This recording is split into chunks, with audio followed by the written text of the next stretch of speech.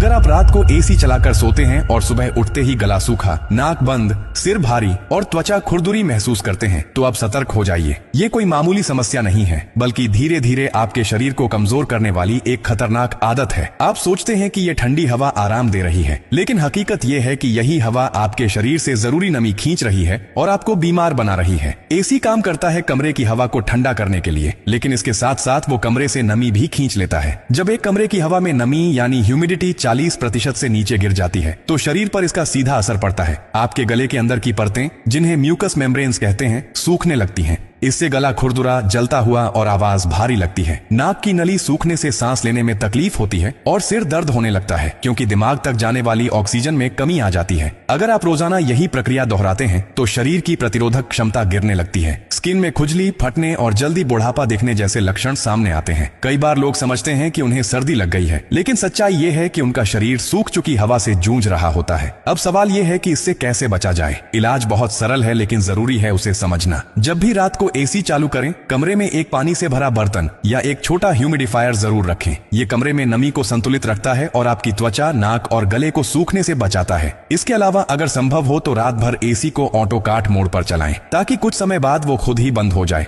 और कमरे में जरूरी नमी बची रहे। एक और गलती जो बहुत लोग करते हैं, एसी का तापमान बहुत नीचे सेट करना, जैसे 16 या 18 डिग्री पर। ये न केवल बिजली की बर्बादी है, बल्कि शरीर पर तापमान का झटका देता है। सबसे सुरक्षित तापमान होता है 24 से 26 डिग्री, जिसमें शरीर और कमरे का संतुलन बना रहता है। ध्यान रखें, बीमारी एक दिन में नहीं आती, ये आदतों से बनती है। और अगर आपकी आदत हर रात खुद को सूखी हवा में सोने की है, तो आने वाले समय में आपको सांस की बीमारी, एलर्जी और स्किन इन्फेक्शन जैसी समस्याएं झेलनी पड़ सकती हैं। तो अगली बार जब आप एसी चालू करें तो सिर्फ ठंडी हवा को मत सोचिए। सोचिए कि आपकी नींद के साथ साथ आपका स्वास्थ्य भी उसमें दांव पर लगा है। आप मेरी ये वीडियो दुनिया के जिस भी कोने से देख रहे हैं, कमेंट में देश का नाम जरूर लिखें, ताकि अगली वीडियो में मैं आपका दिल से शुक्रिया अदा कर सकूं।